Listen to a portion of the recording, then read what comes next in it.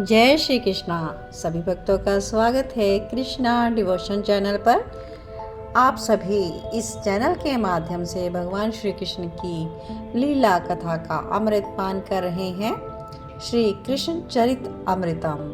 और आज की कथा में हम भाग 296 कहेंगे और शीर्षक है राजसूय यज्ञ की तैयारी। पिछले भाग तक हमने श्रवण किया कि किस प्रकार श्री कृष्ण ने पांडवों से कहकर जरासंध का वध किया और भीम के द्वारा जरासंध का वध जब पूर्ण हुआ तब पांडवों ने राजसूय यज्ञ की तैयारी कैसे की।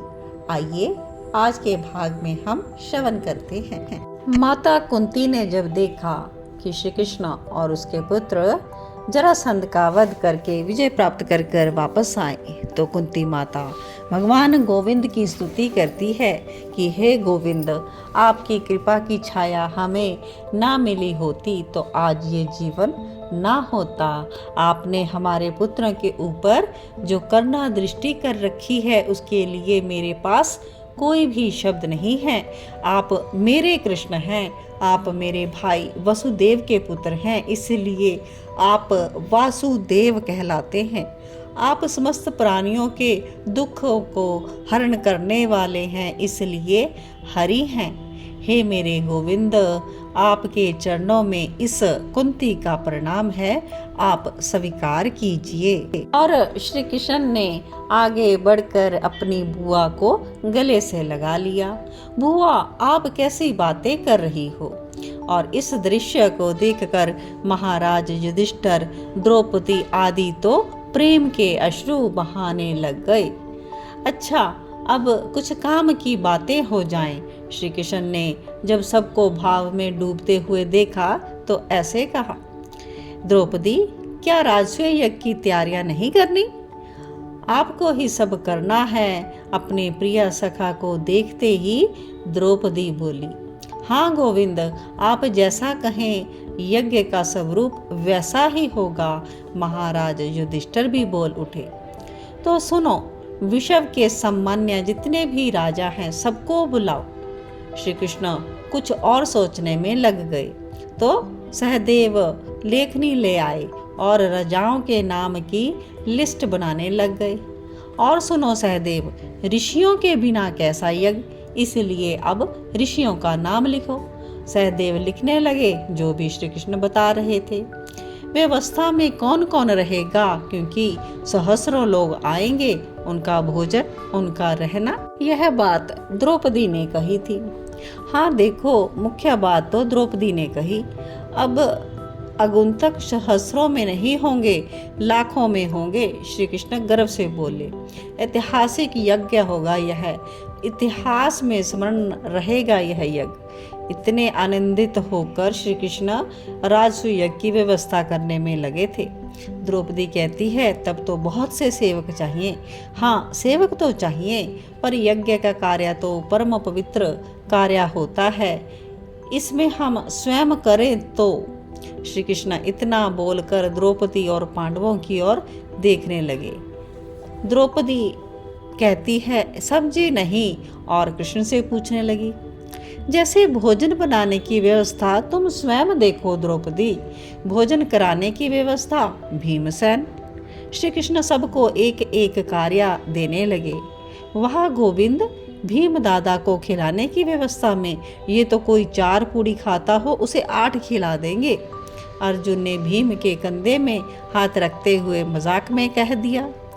हाँ, श्री कृष्ण भी खूब हंसे और अर्जुन, जो खा सकता है वो खिला भी तो सकता है। आगे कहते हैं कृष्ण, अरे मुख्य काम तो छूट ही गया सहदेव, कोष का अध्यक्ष किसे बनाया जाए? अर्जुन कहते हैं, कोक अध्यक्ष, उसकी क्या आवश्यकता? क्यों, इतने राजा आएंगे, क्या वो खाली हाथ आएंगे? उपहार लाएंगे, उन उपहारों को रखना और दिए हुए राजाओं का नाम लिखना, ये कार्य कौन करेगा? श्री कृष्ण सोचने लगे और फिर बोले, दुर्योधन। हाँ सहदेव, लिखो दुर्योधन का नाम। श्री कृष्ण ने कहा। पर अर्जुन ने सहदेव को रोक दिया, ये कहते हुए कि दुर्योधन हमारा शत्रु है। भीम ने श्री कृष्ण से कहा, कोष अध्यक्ष का जो कार्य है वो महत्वपूर्ण है, ऐसे कार्य हम दुर्योधन को कैसे दे दें? महाराज, क्या दुर्योधन को राजसूय यज्ञ में नहीं बुलाओगे? गंभीर होकर श्री कृष्ण पूछते हैं युधिष्ठिर से। युधिष्ठिर ने स्पष्ट कहा, बुलाएंगे गोविंद, वो हमारे भाई हैं। अब सुनो भीम और अर्जुन, तुम भी सुनो। दुर्योधन आदि कौरव तुम्हारे भाई हैं, इसलिए यज्ञ उत्सव आदि में तुम्हें उन्हें बुलाना ही पड़ेगा। बुलाएंगे, पर कोष का अध्यक्ष? भीम ने भी पूछा। और दुर्योधन तो हमारी संपत्ति के पीछे ही पड़ा रहता है, फिर यदि कोष का अध्यक्ष ही बना दिया, उपहार में मिलने वाली संपत्ति को वो इधर उधर कर देगा। अर्जुन ने भी यही बात कही। अभी अर्जुन की बात पूरी नहीं हुई और उसे कोष अध्यक्ष नहीं बनाओगे तो वो तुम्हारी संपत्ति को इधर उधर कर सकता है। श्री कृष्ण युधिष्ठिर की ओर देखकर बोले, महाराज, कूटनीति तो यही कहती है कि राज्य में चोरी को अगर रोकना हो तो चोर को ही द्वारपाल बना दो, चोरी होगी ही नहीं। श्री कृष्ण की बात सुनकर द्रौपदी बहुत हंसी। द्रौपदी को हंसते देख कहते हैं कि मैंने क्या गलत कहा कृष्णा? द्रौपदी बोली, नहीं, आपने तो सत्य ही कहा है। तभी माता कुंती आई और श्री कृष्ण समझ गए कि अब ये कुछ कहना चाह रही हैं। ये भी उठे और सबको बैठे रहने के लिए कहकर वो कक्ष में चले गए। कुंती माता कृष्ण से कहती है, गोविंद, इतना अद्भुत दिव्य यज्ञ हो रहा है, फिर इसमें क्या मेरे ज्येष्ठ पुत्र को कोई सेवा नहीं मिलेगी? कौन ज्येष्ठ पुत्र बुआ? कर्ण, कुंती कहती है। गदगद हो गए श्री कृष्ण। माता का अपना वात्सल्य भी तो था। कुछ भी हो, कर्ण आखिर कुंती के प्रथम पुत्र थे। प्रथम वात्सल्य से कुंती का परिचय भी तो इसी ने कराया था। बुआ, आप चिंता ना करो, मैं देखता हूँ।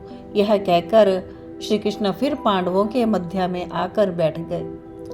अब कहते हैं युधिष्ठिर कि दान कौन देगा यज्ञ में? तो श्री कृष्ण ने नाम लिया कर्ण का।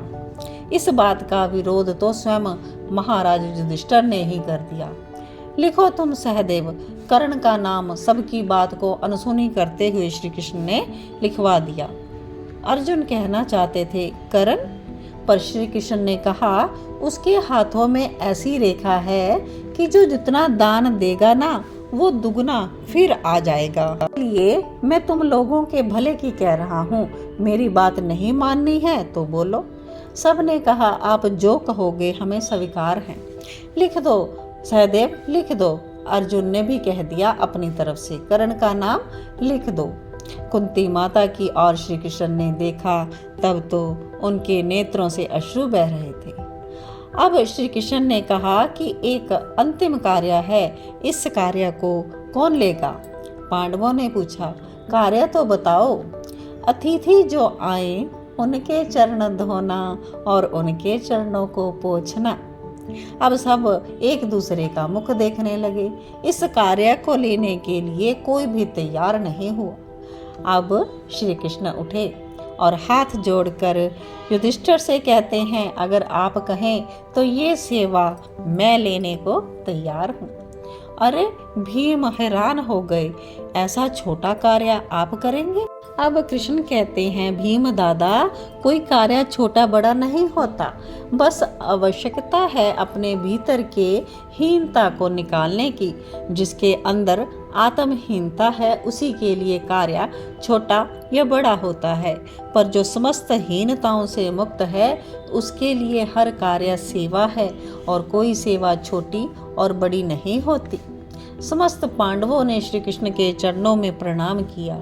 ईश्वर तब ऐसे ही किसी में नहीं उतरता जो समस्त आत्महीनताओं से मुक्त है, उसी में इसका प्रकट्य होता है।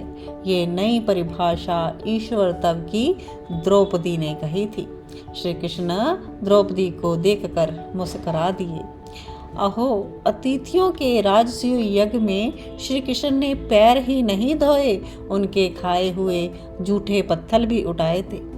हे तात, द्रौपदी ने ये ठीक कहा, समस्त हीनताओं से श्री कृष्ण मुक्त हैं, इसलिए यह पूर्ण ईश्वर तत्व है। यानी पूर्ण ईश्वर तत्व इन्हीं में विद्यमान है। ऐसे हैं हमारे प्रभु श्री कृष्ण। और जिन्होंने भी यह प्रभु की लीलामयी अमृतमयी इतनी सुंदर कथा श्रवण की, उनके हृदय प्रभु की इस कथा से ही पवित्र हो जाएंगे और श्री कृष्ण की भक्ति में उनका मन रमेगा। तो आशा करती हूँ आप भक्तों ने प्रेम पूर्वक श्री कृष्ण गोविंद की कथा श्रवण की। आप सभी भक्तों को कोटि कोटि वंदन, जो इस परम पावन अद्भुत कथा का श्रवण कर पा रहे हैं। और एक पुण्य कार्य, आप इस कथा को शेयर करने का ज़रूर करें। जय श्री कृष्ण।